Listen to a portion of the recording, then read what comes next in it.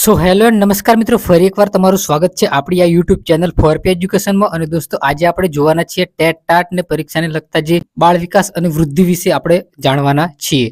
તો વિડીયોને અંત સુધી જોજો ને આપણી ચેનલને સબસ્ક્રાઇબ કરવાનું ન ભૂલતા. તો ચાલો આપણે વિડીયોને સ્ટાર્ટ કરી લઈએ, તમારો ટાઈમ વેસ્ટ ન કરતા. તો અહીંયા તમે જોઈ શકો છો ફ્રેન્ડ્સ, પ્રસ્તાવના આપણે જોઈએ શરૂઆતમાં કે જીવનની શરૂઆત જન્મથી થાય છે.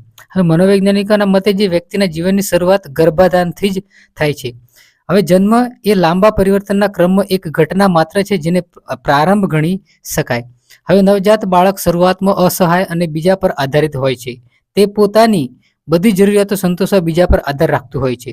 પરંતુ બાળક જેમ જેમ મોટું થતું જાય, વૃદ્ધિ, વિકાસ અને પરિપક્વતા પ્રાપ્ત કરતું જાય, તેમ તેમ પોતાની જાતે પોતાની જરૂરિયાતો સંતોષવા પ્રયત્ન કરવા લાગે છે. વૃદ્ધિ, વિકાસ અને પરિપક્વતા એકબીજા પર આધારિત છે. વૃદ્ધિ વગર વિકાસ નથી અને વિકાસ વગર પરિપક્વતા નથી. તેમજ પરિપક્વતા વગર વૃદ્ધિ પણ નથી. આમ વૃદ્ધિ, વિકાસ અને પરિપક્વતા પરસ્પર અવલંબિત છે.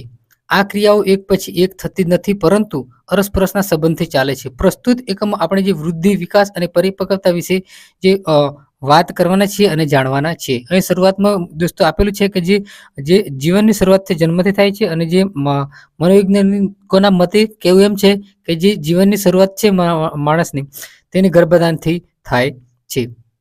હવે જે પ્રશિક્ષણાર્થીઓ ઉદ્દેશો આપણે જોઈએ કે વૃદ્ધિ, વિકાસ, પરિપક્વતાની સંકલ્પના અને લક્ષણો, વૃદ્ધિ વિકાસ વચ્ચેનો તફાવત, વિકાસના સિદ્ધાંતોની સમજ મેળવે છે, વિકાસના વિવિધ તબક્કાઓની વિશેની સમજ મેળવે છે, વિવિધ તબક્કાઓ અનુરૂપ શૈક્ષણિક ફલિતાર્થોની સમજ મેળવે છે, વિકાસ પર થતી વારસો, વાતાવરણની અસર કેવી છે એ જોવા મળે છે. બાળકના વિકાસમાં વાલી અને શિક્ષકની ભૂમિકા સમજે છે. હવે વૃદ્ધિ, વિકાસ આપણે જે વૃદ્ધિ, વિકાસ અને પરિપક્વતાના જે સંકલ્પના છે અને લક્ષણો છે એ આપણે જોઈએ. વૃદ્ધિ, વિકાસ અને પરિપક્વતા વિશે વિસ્તૃત સમજૂતી આપણે મેળવવાના છીએ ફ્રેન્ડ્સ. અહીંયા જો કે વૃદ્ધિની સંકલ્પના અને લક્ષણો આપેલી. શરૂઆતમાં આપણે જોઈએ કે વૃદ્ધિની સંકલ્પના. હવે વૃદ્ધિનો અર્થ વધવું એવો થાય છે. શું થાય છે કે વૃદ્ધિનો અર્થ વધવું એવો થાય છે.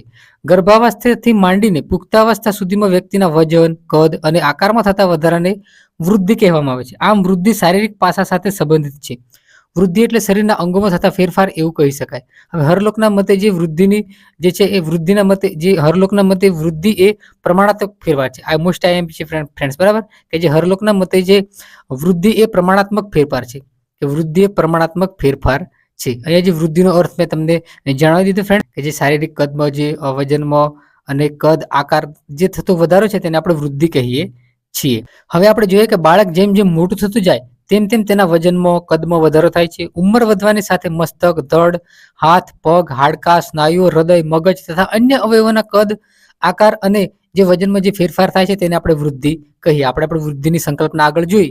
વૃદ્ધિ વિશે સમજૂતી જે છે આપણે લાક્ષણિક જે ફલિતાર્થો છે આપણે જોઈએ.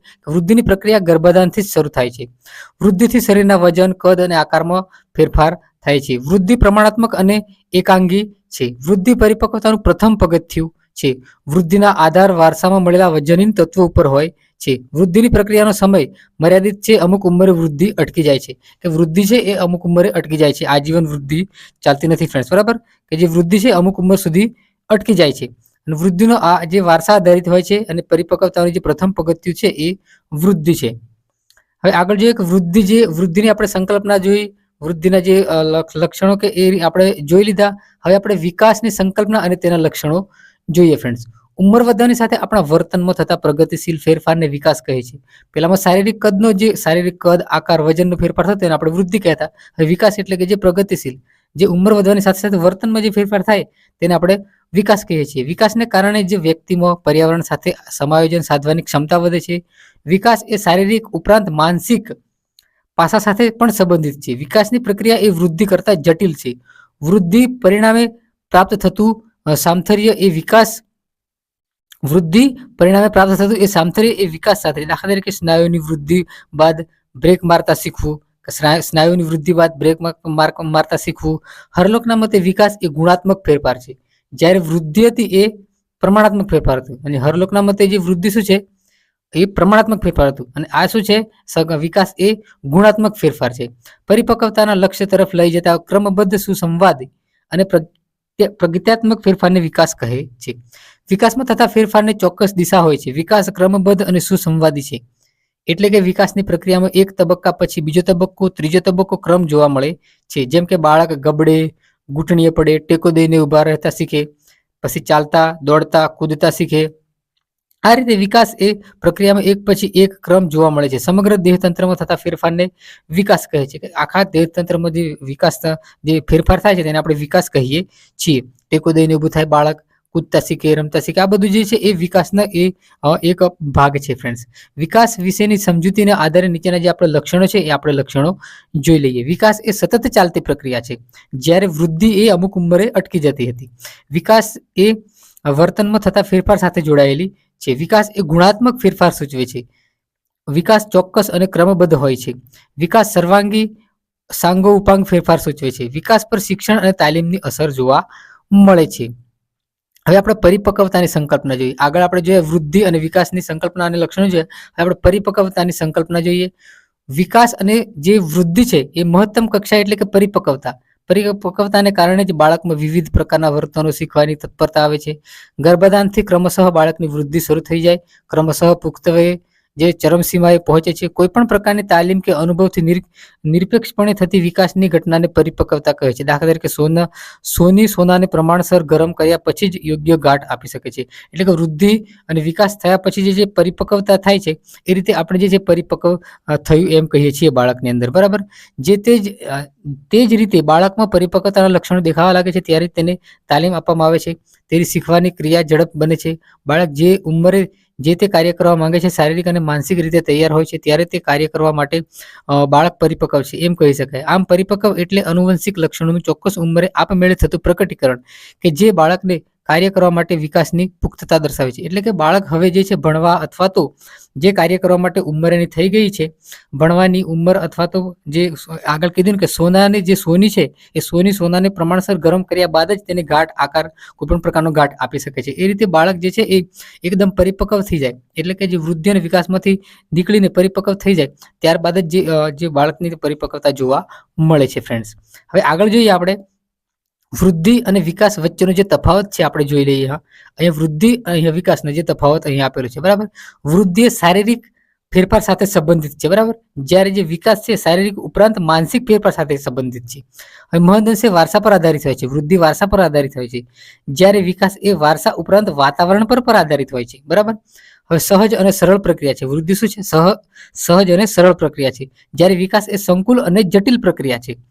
હવે ભૌતિક માપન પદ્ધતિથી માપન થઈ શકે છે. એટલે કે ભૌતિક માપન, ફૂટપટ્ટી, ઊંચાઈ, વજન, આ બધાથી આપણે વૃદ્ધિ માપી શકીએ. દાખલા તરીકે વજન કેટલું વધ્યું, ઊંચાઈ કેટલી થઈ, આ આપણે માપી શકીએ છીએ. જ્યારે વિકાસ એ મનોવૈજ્ઞાનિક ઉપકરણો દ્વારા માપન થઈ શકે છે. દાખલા તરીકે બુદ્ધિનું માપન, સ્મૃતિનું માપન, બુદ્ધિ આપણે જે છે એ બુદ્ધિનું માપન અને એના આપણે માપન કરી શકીએ છીએ. વૃદ્ધિ અમુક ઉંમરે અટકી જાય છે ફ્રેન્ડ. શું છે?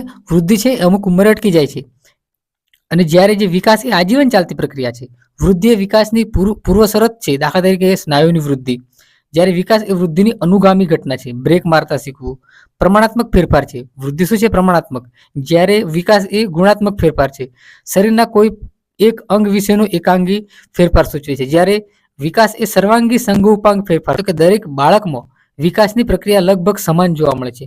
વિકાસ ક્રમિક તથા તબક્કાવાર થતો હોવાથી વિકાસની આગાહી કરી શકાય છે. વિકાસની પ્રક્રિયામાં કેટલાક મૂળભૂત સિદ્ધાંતો છે એ આપણે અહીંયા જોઈએ. વિકાસ ચોક્કસ સ્તરે પ્રમાણે થાય છે, બરાબર. વિકાસની પ્રક્રિયા ઉપરથી નીચેની તરફ એટલે કે મસ્તકથી ધડ તરફ થાય છે. વિકાસની પ્રક્રિયા કેન્દ્ર મધ્યભાગથી પરિઘ છેડા તરફ જાય છે. વિકાસની પ્રક્રિયા સામાન્યથી વિશિષ્ટ તરફ જાય છે. વિકાસ એ જન્મથી મૃત્યુ સુધી સતત ચાલતી પ્રક્રિયા છે. આપણે પૂછવામાં આવ્યું કે નીચેનામાંથી કઈ જન્મથી મૃત્યુ સુધી ચાલતી સતત પ્રક્રિયા છે, તો આપણે વિકાસને ઓપ્શનમાં સિલેક્ટ કરવાનું રહેશે. વિકાસ અને વૃદ્ધિ એકબીજા પર આધારિત છે, બરાબર. વિકાસની પ્રક્રિયામાં વ્યક્તિગત ભિન્નતા જોવા મળે છે. વિકાસની પ્રક્રિયા પરાવલંબનથી સ્વાવલંબન તરફ જાય છે. અહીંયા પણ પૂછાઈ શકે છે ફ્રેન્ડ્સ કે વિકાસની પ્રક્રિયા કઈ પ્રક્રિયા પરાવલંબનથી સ્વાવલંબન તરફ જઈ શકે, તો વિકાસની પ્રક્રિયા. આગળ જોઈએ, અહીંયા આપણે જાણવા જેવું થોડુંક આવ્યું છે. જીન પિયાજેના જ્ઞાનાત્મક વિકાસનો સિદ્ધાંત છે આપેલો છે. સ્વિસ મનોવિજ્ઞાની જીન પિયાજેને આપેલી જ્ઞાનાત્મક વિકાસની સિદ્ધાંત ખૂબ જ મહત્વનું સ્થાન ધરાવે છે. જીન પિયાજે શૈશવથી તરુણાવસ્થા સુધીના બૌદ્ધિક વિકાસ પર ભાર મૂકે છે. જીન પિયાજે જન્મથી 15 વર્ષ સુધીમાં થતા બૌદ્ધિક વિકાસની 4 અવસ્થાઓ ગણાવી છે. એક છે જન્મથી 2 વર્ષ ઉંમર સુધીમાં ઇન્દ્રિય અનુભવોથી જ્ઞાન મેળવે છે. તેના બૌદ્ધિક વિકાસમાં માનસિક પ્રક્રિયા મહત્વની ભાગ સૂચવે છે. 2 થી 7 વર્ષની ઉંમરના ગાળામાં બાળક ભૌતિક જગતને આત્મકેન્દ્રી રીતે જુએ છે અને વિચારે છે. 3. 7 થી 12 વર્ષની ઉંમર દરમિયાન બાળકમાં વાસ્તવિક ભાન થાય છે. 12 થી 15 વર્ષના ગાળામાં અમૂર્ત ખ્યાલો, સિદ્ધાંતો, તર્ક સંબંધો વગેરે સમજી શકે તેટલા બૌદ્ધિક વિકાસ થઈ જાય છે. જે પિયાજે જ્ઞાનાત્મક વિકાસને કેન્દ્રમાં રાખીને વિકાસની પ્રક્રિયાની સમજૂતી આપે છે. જે 4 અવસ્થાઓ અહીંયા આપણે જોઈએ આપણે કે વિકાસના વિવિધ તબક્કાઓ છે એ આપણે જોઈએ. વિકાસ જન્મથી મૃત્યુ સુધી સતત ચાલ્યા કરે છે. વિકાસની ગતિ એક સરખી રહેતી નથી. અમુક ઉંમરના ગાળામાં વિકાસની ગતિ ઝડપી હોય છે તો અમુક ઉંમરના ગાળામાં વિકાસની ગતિ ધીમી છે. આ અમુક વર્ષોના જે ગાળો જેમાં કે વિકાસની ગતિમાં એક તરફ કે સાતત્ય જોવા મળે છે તે વિકાસની અવસ્થા કે તબક્કાઓ તરીકે ઓળખવામાં આવે છે. જો કે વિકાસ એ સતત ચાલતી કે એક જટિલ પ્રક્રિયા છે. એક તબક્કો પૂરો થયા પછી બીજો તબક્કો શરૂ થાય તેવું કઈ વ્યવહારમાં બનતું નથી, પરંતુ અભ્યાસની સરળતા ખાતર મનોવૈજ્ઞાનિકોએ વિકાસના નીચેના તબક્કાઓ આપણને જણાવેલા છે. દોસ્તો, વિકાસ એ શું છે? સતત ચાલતી જન્મથી મૃત્યુ તરફની સતત ચાલતી પ્રક્રિયા છે. આપણે આગળ જોઈએ વૃદ્ધિ અને વિકાસના ટોપિકમાં. હવે આગળ જોઈએ કે જે જન્મ પૂર્વેની અવસ્થા, હવે બાળકમાં જે વિકાસ કેવી રીતે થાય છે આપણે જોઈએ કે જન્મ પૂર્વે બીજ ધારણથી જન્મ સુધીની અવસ્થા. આપણે હવે શૈશવ, જન્મથી બીજા અઠવાડિયાનો અંત સુધીમાં શૈશવ અવસ્થા હોય છે ફ્રેન્ડ્સ, બરાબર. હવે બાલ્યાવસ્થા આપણે જોઈએ, બીજા અઠવાડિયાથી અંત સુધી, બીજા વર્ષના અંત સુધી, બરાબર, કે બીજા અઠવાડિયાના અંતથી બીજા વર્ષના અંત સુધી. અહીંયા આપણે જોઈએ કે બાલ્યાવસ્થામાં શું શું હોય છે આપણે જોઈએ. આ અવસ્થામાં બાળક બાહ્ય વાતાવરણ સાથે અનુકૂલન સાધે છે. પ્રથમ શ્વસન ક્રિયા, તાપમાન, ત્યારબાદ ચૂસવાની અને ગળવાની ક્રિયા તેમજ મળોત્સર્ગની ક્રિયા સાથે અનુકૂલન સાધે છે. ઊંધું પડવું, ગબડવું, બેસવું, ચાલવું, ઉઠવું, ખાવું, પીવું, પોતાની જરૂરિયાત બીજાને સમજાય તે માટે ભાષા સંકેતોનો ઉપયોગ કરવો વગેરેનો બાબતો અહીંયા સમાવેશ થાય છે. જેની વિગતે આપણે જે બીજા પ્રકરણોમાં આપણે જોયું છે, એકમ 2 ના અંતર્ગત જે પ્રકરણો છે એ આપણે એની અંદર જોઈશું ફ્રેન્ડ્સ. કે બાલ્યાવસ્થામાં બાળક શું છે? ગબડે, ઉઠે, બેસે, આ સંકેતો દ્વારા આપણને જણાવે, પાણી પીવું છે, આ રીતે બોલવું, બરાબર. હવે આગળ જોઈએ કે જે પ્રારંભિક બાલ્યાવસ્થા, આપણે બાલ્યાવસ્થા જોઈ 2 વર્ષથી 6 વર્ષ સુધી, બીજા અઠવાડિયાથી અંતથી 2 વર્ષના અંત સુધી આપણે જે બાલ્યાવસ્થા જોઈએ એની પ્રારંભિક બાલ્યાવસ્થા આપણે જોઈએ 2 વર્ષથી 6 વર્ષ સુધી પ્રારંભિક બાલ્યાવસ્થા છે. 2 વર્ષથી 6 વર્ષના સમયગાળાને આપણે પૂર્વ બાલ્યાવસ્થા ગણવામાં આવે છે. અને આ અવસ્થામાં બાળકમાં શારીરિક ભાષાકીય વિકાસ જોવા મળે છે. વાર્તા યાદ રાખીને બોલી શકે છે. હાથ અને આંગળીના સ્નાયુઓનો વિકાસ કારણે લખવાનું, દોરવાનું કાર્ય કરી શકે છે અને તેથી જ શાળામાં પ્રવેશ મેળવે છે. આ અવસ્થા દરમિયાન બાળકમાં જિજ્ઞાસા વૃત્તિ તીવ્ર હોય છે. તે ખૂબ જ પ્રશ્નો પૂછે છે. માટે આ ઉંમરને પ્રશ્ન પૂછવાની ઉંમર તરીકે પણ ઓળખવામાં આવે છે. લૈંગિક તફાવત અને જે સારા નરસાનો ખ્યાલ પણ આ અવસ્થામાં જોવા મળે છે. અહીંયા આપણે જો પ્રારંભિક બાલ્યાવસ્થાનો સમયગાળો ફ્રેન્ડ્સ 2 વર્ષથી 6 વર્ષ સુધીનો હોય છે.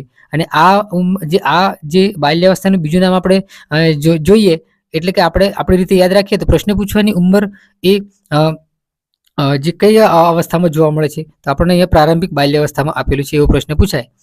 પ્રશ્ન પૂછવાની ઉંમર તરીકે ઓળખવામાં આવે છે. આ કઈ અવસ્થાને પ્રશ્ન પૂછવાની ઉંમર તરીકે ઓળખવામાં આવે છે એમ પૂછવામાં આવે ફ્રેન્ડ્સ તો અહીંયા પ્રારંભિક બાલ્યાવસ્થા અને સમયગાળો પૂછે તો 2 વર્ષથી 6 વર્ષ સુધીનો સમયગાળો અહીંયા આપેલો છે. હવે નેક્સ્ટ આપણે જોઈએ કે ઉત્તર બાલ્યાવસ્થા, 6 વર્ષથી 12 વર્ષ સુધીનો સમયગાળો. આની અંદર કેટલો? 6 વર્ષથી 12 વર્ષ સુધીનો સમયગાળો. 6 થી 12 વર્ષના સમયગાળાને ઉત્તર બાલ્યાવસ્થા ગણવામાં આવે છે. આ ગાળામાં શારીરિક વિકાસની પ્રક્રિયા થોડીક સ્થિરતા જોવા મળે છે. બાળક શાળામાં જતું હોવાથી શાળાના વાતાવરણ દ્વારા શિસ્ત, વલણો અને વર્તનમાં ફેરફાર કરતા શીખે છે. શાળામાં યોજાતી ઇતર પ્રવૃત્તિઓ દ્વારા વિવિધ કૌશલ્યો તેનામાં વિકાસ પામે છે. આ અવસ્થા દરમિયાન મિત્રોનું સ્થાન તેમના જીવનમાં વધુ હોવાથી આ અવસ્થાને ટોળાની ઉંમર તરીકે ઓળખવામાં આવે છે. હવે બીજો એક પ્રશ્ન અહીંયાથી નીકળે છે ફ્રેન્ડ્સ કે જે ટોળાની અવસ્થા તરીકે કઈ અવસ્થાને ઓળખવામાં આવે છે અને તે અવસ્થાનો સમયગાળો કયો છે તો અહીંયા તમારે આપી દેવાનો કે ઉત્તર બાલ્યાવસ્થા અને તેનો સમયગાળો છે 6 થી 12 વર્ષનો.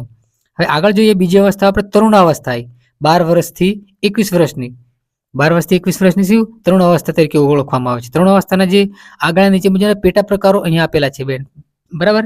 3 પેટા પ્રકારો આવે છે. પૂર્વ તરુણ અવસ્થા 12 થી 14 વર્ષ સુધી. આમાં કુલ ટોટલ ઉંમર છે 12 થી 21 વર્ષ. એમાં જે પેટા પ્રકારો આપેલા છે 3: પૂર્વ તરુણ અવસ્થા, પ્રારંભિક તરુણ અવસ્થા અને ઉત્તર તરુણ અવસ્થા. હવે આપણે જોઈએ કે પૂર્વ તરુણ અવસ્થા 12 વર્ષથી 14 વર્ષ સુધીનો સમયગાળો. જે પ્રારંભિક તરુણ અવસ્થામાં 14 વર્ષથી 17 વર્ષનો. હવે જે ઉત્તર તરુણ અવસ્થામાં 17 વર્ષથી 21 વર્ષ સુધીનો સમયગાળો અહીંયા આપેલો છે ફ્રેન્ડ્સ. તમે જોઈ લેજો, યાદ કરી લેવાનો. વિડીયો એક વાર ના ખબર પડે તો ફરીથી રિવાઇન્ડ કરીને આપણે તમારે વિડીયો છે ફરીથી જોઈ લેવાનો છે. તરુણ અવસ્થા દરમિયાન થતા જે વિકાસના તરહને સમજીએ આપણે જોઈએ ફ્રેન્ડ્સ કે તરુણ અવસ્થાનો ગાળો 13 વર્ષથી 14 વર્ષનો ગણવામાં આવે છે. અહીંયા 13 વર્ષથી 14 વર્ષનો, બરાબર. તરુણ અવસ્થા એટલે ઉત્સાહ, આશા, કલ્પનાઓ અસ્ખલિત ફુવારો, નીત, નવા શિખરો, અંબાની ધગસ, તેને વિચાર સૃષ્ટિ, કલ્પના શક્તિ બધું જ તેનું પોતાનું આગવું હોય છે. ભાવિ યુવા શક્તિના ઘડતરનો સમય તરુણાવસ્થા છે. અવસ્થાને સંક્રાંતિકાળ પણ કહેવામાં આવે છે. તરુણાવસ્થા દરમિયાન નોંધપાત્ર શારીરિક અને માનસિક ફેરફારો જોવા મળે છે. અહીંયા સંક્રાંતિકાળ તરીકે પણ ઓળખવામાં આવે છે આ અવસ્થાને, બરાબર. કે કઈ અવસ્થાને આપણે સંક્રાંતિકાળ તરીકે ઓળખીએ છીએ? તો તરુણ અવસ્થાને. આ પ્રશ્ન પૂછાઈ શકે છે ફ્રેન્ડ્સ, તો તમારે યાદ રાખવાનું છે. આ ઉંમર ખાસ તમારે યાદ રાખવાની કે 12 વર્ષથી 21 વર્ષ સુધીના સમયગાળાને આપણે તરુણાવસ્થા કહીએ છીએ. એમાં 3 પેટા પ્રકારો અહીંયા આપેલા છે: 12 વર્ષથી 14 વર્ષ, પૂર્વ તરુણાવસ્થા, 14 વર્ષથી 17 વર્ષ પ્રારંભિક તરુણાવસ્થા, અને 17 વર્ષથી 21 વર્ષ સુધી ઉત્તર. અહીંયા યાદ રાખવાનું કે પૂર્વ, પ્રારંભિક અને ઉત્તર, આ ક્રમ યાદ રાખવાનો. પૂર્વ, પ્રારંભિક અને ઉત્તર, 12, 14 અને 17 આ રીતે તમારે યાદ રાખવાની કોશિશ કરવાની છે ફ્રેન્ડ્સ, અને યાદ રાખી લેવાનું છે. હવે આ ગાળામાં વિજાતીય આકર્ષણ જોવા મળે છે. દેખાવ પ્રત્યેની સભાનતા, અન્ય પર પ્રભાવ પાડવાનો પ્રયત્ન કરે છે, જેને પોતાના મનનો હીરો. આ પ્રશ્ન પૂછાઈ શકે છે કે કઈ અવસ્થાને મનનો હીરો માને છે બાળક અથવા તો માણસ? કઈ અવસ્થામાં મનનો હીરો તરીકે માને છે? ઈગો આઇડલ માને છે. તેની પ્રશંસા કરવી, તેનું અનુકરણ કરવાની વૃત્તિ એટલે કે વીર પૂજા તેનામાં જોવા મળે છે. આ પણ પૂછાઈ શકે છે કે કઈ અવસ્થામાં વીર પૂજા નામનો જે શબ્દ છે એ જોવા મળે છે, જે અપેક્ષાઓ છે એ વ્યક્તિમાં જોવા મળે છે. તો 3 અવસ્થામાં કલ્પનાશીલતા, અતિ લાગણીશીલતા જોવા મળે છે. બૌદ્ધિક કૌશલ્યના વિકાસ સાથે જાતિગત ભૂમિકા આ ગાળામાં શીખે છે. સ્વાવલંબન અને સ્વાતંત્ર્ય માટેની તીવ્ર ઝંખના જોવા મળે છે. કારકિર્દી, લગ્ન, કુટુંબ જીવન, પૂર્વ તૈયારી ગાળામાં જોવા મળે છે. 3 અવસ્થા સંઘર્ષ, હતાશા, મૂંઝવણનો ગાળો હોય. આ અવસ્થામાં 3 અવસ્થાના માતા પિતા અને શિક્ષક તરફ મનોવૈજ્ઞાનિક માર્ગદર્શન મળે તે ખૂબ જરૂરી છે. હવે જે 3 અવસ્થામાં બાળક શું છે, પોતાને મનનો હીરો માને છે. નવું શીખવાની તેનામાં શું છે એ આવડત હોય છે, એટલે કે અનુકરણ બીજાનું કરે, વૃત્તિ કરે છે. વીર પૂજા તેનામાં જોવા મળે છે. લગ્ન, કુટુંબ, કારકિર્દી આ બધી જે ક્રિયાઓ છે સ્વતંત્ર તીવ્રતા ઝંખના કરે છે આ 3 અવસ્થાની અંદર બાળક, બરાબર ફ્રેન્ડ્સ. તો આગળ જોઈએ. હવે જે પુખ્તા અવસ્થા અથવા તો યુવા અવસ્થા, 21 વર્ષથી 40 વર્ષનો સમયગાળો. હવે યુવા અવસ્થાનો ગાળો 21 વર્ષથી 40 વર્ષ સુધીનો ગણવામાં આવે છે, અને આ સમયગાળામાં શારીરિક, બૌદ્ધિક પરિપક્વતા જોવા મળે છે. કંઈક સિદ્ધ કરવાની પ્રેરણા પણ આ ઉંમરે જ જોવા મળે છે. તેથી જ આ મહાન શોધકો, સર્જકો અને વૈજ્ઞાનિકો આ ગાળા દરમિયાન જ વિશિષ્ટ કાર્યો કરે છે. વ્યવસાય, લગ્ન બાદ કૌટુંબિક જવાબદારી સાથે સામાજિક રીતે પરિપક્વતા ખૂબ જ વિકસે છે. પુખ્તાવસ્થાનો સમયગાળો 21 થી 40 વર્ષનો આવેલો છે. અહીંયા પ્રૌઢાવસ્થા, મિડલ એજ, બરાબર. 40 વર્ષથી 60 વર્ષ સુધીનો સમયગાળો. પ્રૌઢાવસ્થાનો સમયગાળો 40 વર્ષથી 60 વર્ષ સુધીનો ગણવામાં આવે છે. હવે આ અવસ્થામાં વ્યક્તિ સફળતાનો ટકાવવાનો પ્રયાસ કરે છે. વ્યક્તિમાં શારીરિક અને માનસિક શક્તિમાં ઘટાડો જોવા મળે છે. વૃદ્ધાવસ્થા જે જોઈએ આપણે, આગળ જોઈએ આપણે શું જોયું? પ્રૌઢાવસ્થા. હવે આગળ જોઈએ આપણે વૃદ્ધાવસ્થા. 60 વર્ષ પછીનો સમયગાળો વૃદ્ધાવસ્થામાં જોવા મળે છે. 60 વર્ષ પછીના જે ગાળાને વૃદ્ધાવસ્થા ગણવામાં આવે છે. શક્તિ, સ્મૃતિ, રોગ પ્રતિકારક શક્તિમાં ઘટાડો જોવા મળે છે. લાગણીશીલતા વધુ જોવા મળે છે. ભૂતકાળની વાતો વધુ કરે છે માણસ. આર્થિક અસલામતી અને સમય કેમ પસાર કરવો, આ વૃદ્ધિ વિકાસ એક સમસ્યા છે. જો યુવાવસ્થામાં યોગ્ય આયોજન કર્યું હોત તો વૃદ્ધાવસ્થામાં સારી રીતે પસાર કર્યું હોત. આ બધા વિચારો 60 વર્ષ પછી માણસ જે છે એ અમુક જે પોતાના જે ભૂતકાળની વાતો વધારે કરે, અમે આમ કરતા તેમ કરતા, એ વૃદ્ધાવસ્થામાં માણસ વધારે વાતો કરે છે ફ્રેન્ડ્સ, બરાબર. હવે આપણે જો જાણવા જેવું અહીં જોઈ શકીએ કે વિકાસની અવસ્થાની વિશેના જે ભારતીય ખ્યાલ છે એ આપણે હિન્દુ શાસ્ત્ર પ્રમાણે જીવન વિકાસની મુખ્ય 4 અવસ્થાઓ છે. જન્મથી મૃત્યુ સુધીનું જીવન દરમિયાન જે કાર્યો કરવાના હોય છે તેને લક્ષ્યમાં રાખીને આ અવસ્થાએ નક્કી કરવામાં આવી છે. બ્રહ્મચર્ય, જન્મથી 25 વર્ષના સમયગાળાને આપણે બ્રહ્મચર્ય, જ્ઞાનાત્મક પ્રાપ્ત કરવાનું જીવન જીવવા માટે અને આર્થિક ઉપાર્જન અંગેનું કૌશલ્ય જોઈએ છે. બ્રહ્મચર્ય, ગૃહસ્થા, વાનપ્રસ્થાશ્રમ, બ્રહ્મચર્ય, ગૃહસ્થાશ્રમ, વાનપ્રસ્થાશ્રમ અને સંન્યાસાશ્રમ, અને આશ્રમો તરીકે પણ ઓળખીએ છીએ ફ્રેન્ડ્સ, બરાબર. 26 થી 50 વર્ષનો સમયગાળો બ્રહ્મચર્ય આશ્રમમાં શિક્ષણ મેળવ્યા બાદ ગૃહસ્થાશ્રમમાં શરૂ થાય છે. લગ્ન કરવા, બાળક પ્રાપ્ત કરવા, બાળકોનો ઉછેર કરવો, આર્થિક ઉપાર્જન કરવું, સંતાનોને જીવન જીવવા માટે તૈયાર કરી તેમને ઘરની જવાબદારી સોંપવાની હોય છે. 26 થી 50 વર્ષની ઉંમરમાં આ ગૃહસ્થા જે આશ્રમ તરીકે ઓળખવામાં આવે છે. વાનપ્રસ્થાશ્રમનો સમયગાળો 51 થી 75 વર્ષનો છે. એમાં વ્યક્તિ સંસારનો માનસિક રીતે ત્યાગ કરતો જાય છે. સંસારની જવાબદારી છોડી સંતાનોને સોંપી સંસારમાં રહીને ત્યાગ, ઈશ્વર પ્રત્યેનો જે અભિગમ, અને આ બધું જ એ વાનપ્રસ્થાશ્રમમાં કરે છે ફ્રેન્ડ્સ. સંન્યાસાશ્રમ, બરાબર. 74 વર્ષની મૃત્યુ સુધીનો સમયગાળો છે. સંન્યા ગાળામાં પ્રભુ ભક્તિ લીન થવું, સાંસારિક બંધનોથી મુક્ત થવું, યોગ્ય ધ્યાન, પ્રભુમય આ આશ્રમમાં સંન્યાસ લેવાનું વિચારે છે વ્યક્તિ. જે મૃત્યુ જે પ્રભુ ભક્તિમાં લીન થાય છે, ભગવાનની ભક્તિ કરે છે ફ્રેન્ડ્સ, બરાબર. હવે જે બાલ્યાવસ્થા અને તરુણાવસ્થા અનુરૂપ શૈક્ષણિક પરિથાર તો આપણે જોઈએ. વિવિધ અવસ્થાઓના વિકાસની 13 લાક્ષણિકતાને ધ્યાનમાં લઈ શિક્ષણ જે શિક્ષણ કાર્ય કરવાથી વધુ સફળતા પ્રાપ્ત કરી શકે છે. વિવિધ અવસ્થાને અનુરૂપ શિક્ષણ કાર્ય કરવામાં કઈ કઈ બાબતો ધ્યાનમાં લેવી એ જોઈએ, આપણે સમજૂતી મેળવીએ. બાલ્યાવસ્થાને અનુરૂપ શૈક્ષણિક ફલિતાર્થો છે એ આપણે જોઈએ. અનુકરણથી બાળક આ અવસ્થા સુધી ઘણું બધું શીખે છે, માટે વડીલોએ તેમને શિક્ષકો આદર્શ વર્તન પૂરું પાડી યોગ્ય બાબતો શીખવવી જોઈએ. તેમજ આદર્શ જે પાત્રોનો પરિચય આપવો જોઈએ, એટલે કે આદર્શ પાત્રો કે જે મહાન પુરુષો થઈ ગયા એમનું ઉદાહરણ પૂરું પાડીને આ અવસ્થામાં વિદ્યાર્થીને બાળકને શીખવાડવું જોઈએ ગમે તે બાબતો. ફ્રેન્ડ્સ, બરાબર, સારી બાબતો. બાળકના આત્મનિર્ભર બનાવવાના તમામ પ્રયત્નો નોંધ લઈ તેને બિરદાવવો જોઈએ. બાળકના શિસ્ત પ્રશ્નો દૂર કરવા તેની રસ રુચિ ધ્યાનમાં લઈ શિક્ષણ કાર્ય કરાવવું જોઈએ. આ ઉંમરના બાળકોમાં રમત પ્રત્યે વિશેષ રસ હોય છે, માટે જ્ઞાન સાથે ગમ્મત તેવું આયોજન કરવું જોઈએ. બાળક વૃદ્ધિ પ્રદાન કરે તે માટે પોતાના વર્તન પર નિયંત્રણ ધરાવતા નથી. અમુક વર્તન વારંવાર કરતા હોય છે, ત્યારે તેને દમન ધમકી બદલી સમજપૂર્વક અને જે ધીરજપૂર્વક સુધારવાનો પ્રયત્ન કરવો જોઈએ. કલ્પના શક્તિ અને જિજ્ઞાસા વૃત્તિના વિકાસ માટે વાર્તાઓ અને બાળગીતના માધ્યમ દ્વારા શિક્ષણ આપવું.